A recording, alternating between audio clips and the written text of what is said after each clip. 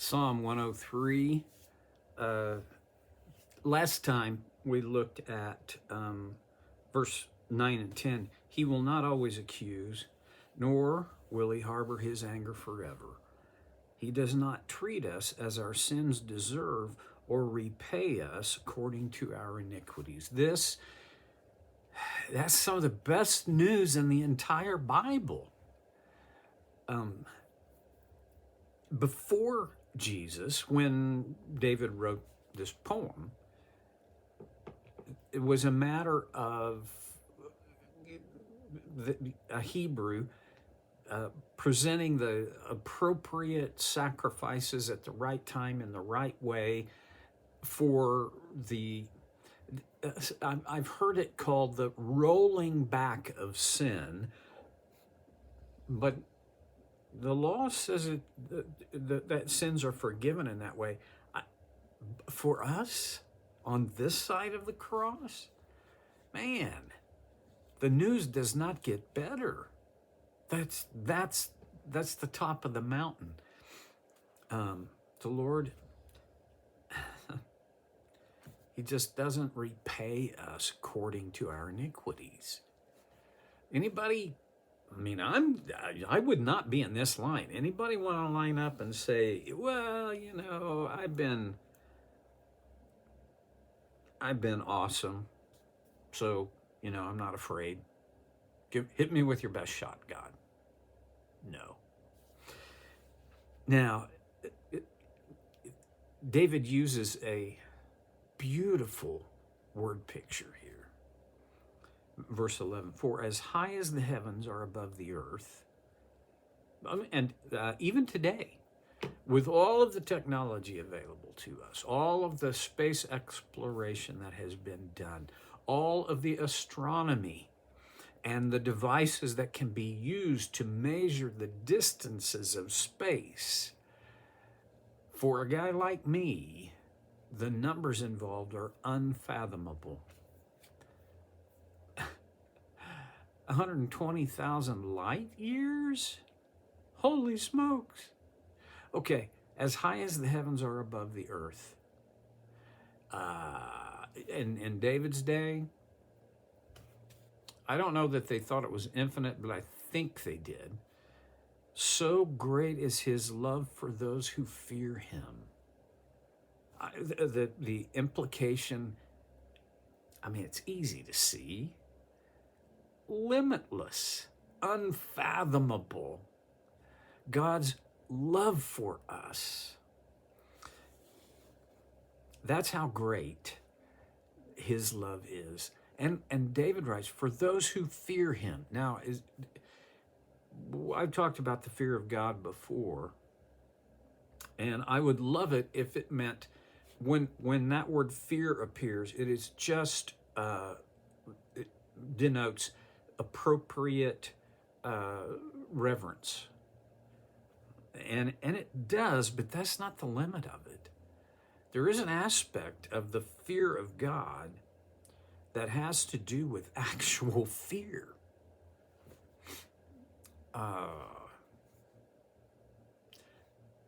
Do I fear? Am I afraid God will do something to me, something bad? Well, see now, the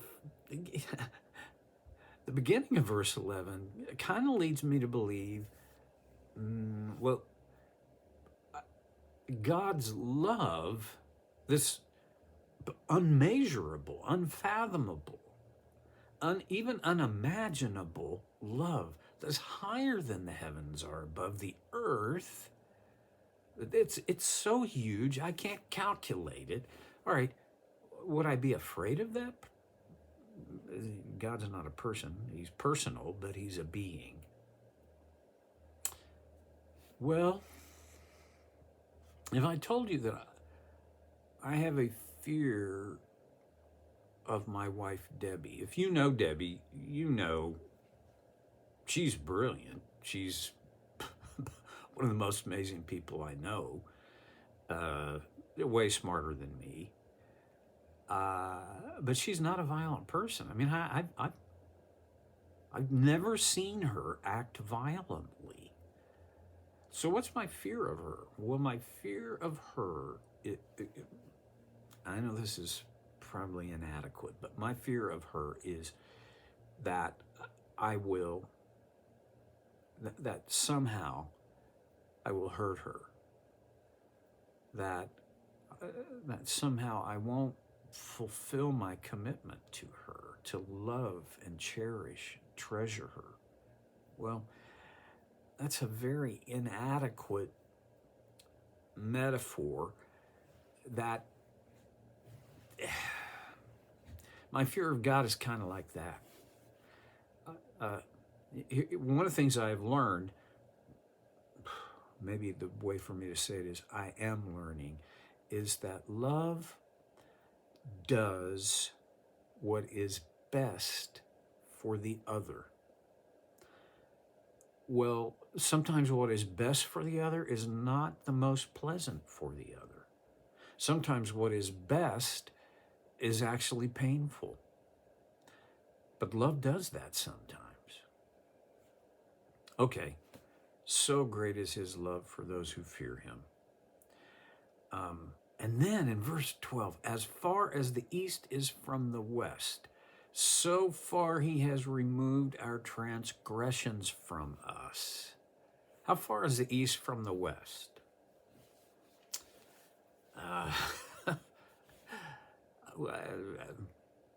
Well, I'm sure. I mean, if I don't know the number on this. If I did, I could tell you what is the circumference of the earth. And that would tell you the distance of east from west.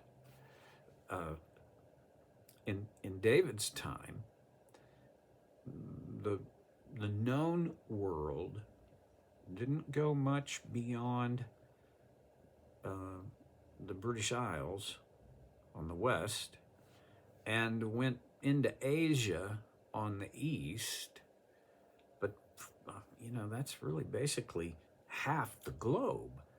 But for a person whose mode of travel was either walking, riding a donkey, riding a camel, if you're very wealthy, or a commander in an army, a horse, that's that distance that you could calculate it, but I don't think anybody ever went the full extent of east from west. So I guess what I'm saying is, for David, east from west, as far as east is from west, it's as far as you could imagine in your mind or calculate. I've thought about this, though, because we know the world is a globe. It's not the earth is not flat. Wherever I stand, when I look west, where is east? It's actually right behind me. Wherever I go, no matter how far east I go or how far west I go, the opposite direction is right behind me. Now, why does that matter? Because I have an enemy that never wants me to believe what David wrote about my transgressions and how God has forgiven us. And it's not like God said, oh, well, okay.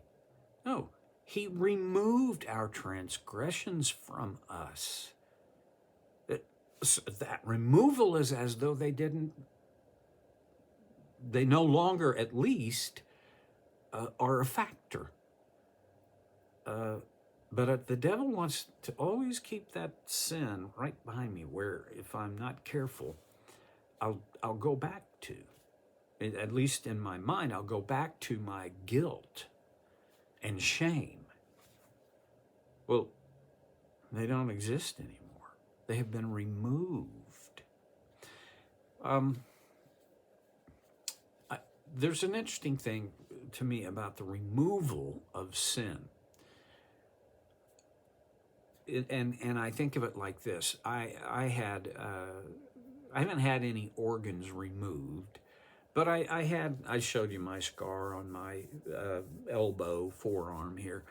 had stitches in there and a big, I mean, they cut me down to the joint to set my elbow when I was a little boy.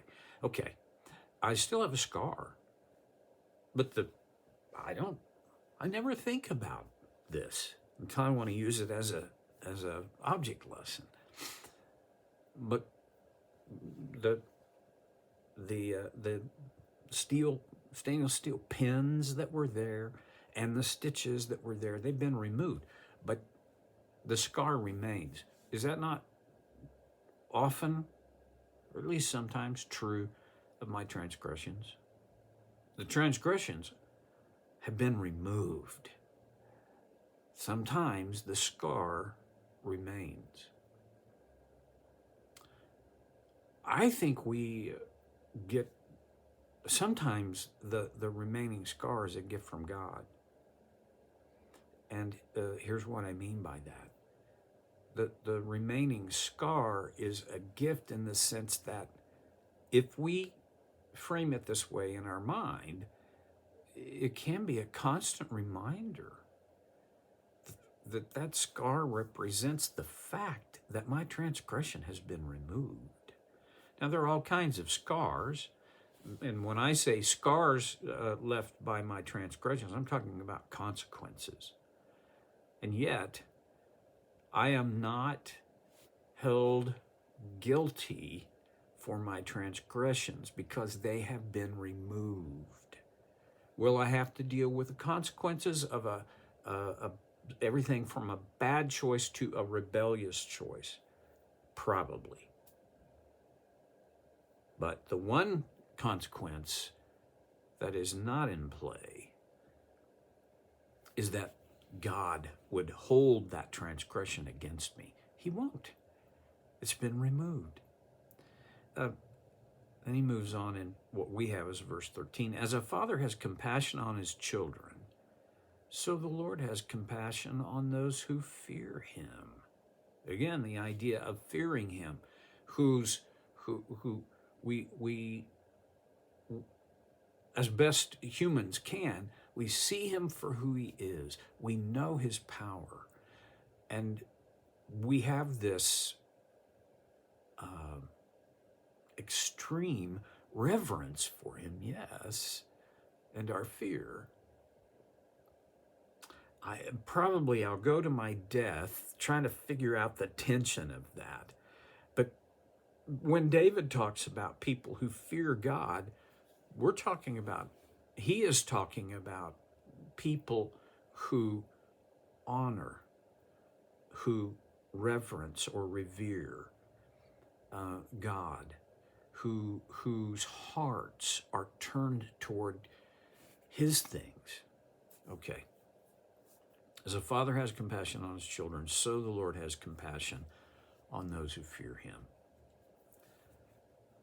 I'm a dad, and being a dad was one of the greatest gifts in my life. Here's how I rank the greatest gifts in my life. Number one, God saved me by his grace. That's the greatest gift of all. Number two, he let me marry Debbie. Wow. And number three, he let us have 3 amazing, beautiful, wonderful daughters. And 4, they have kids.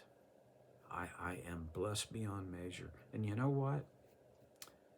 My heart is tender toward them. When they ache, I ache. When they're having trouble and difficulty in their lives, I have compassion.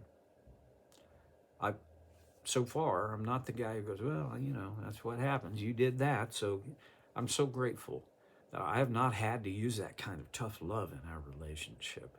I have compassion on my kids. And so I have a sense then of God's compassion toward us, his children. Well, I don't have a big application today, but I've run out of time, so I'm going to quit. I'll pick it up next time. So care with Stevie Boy.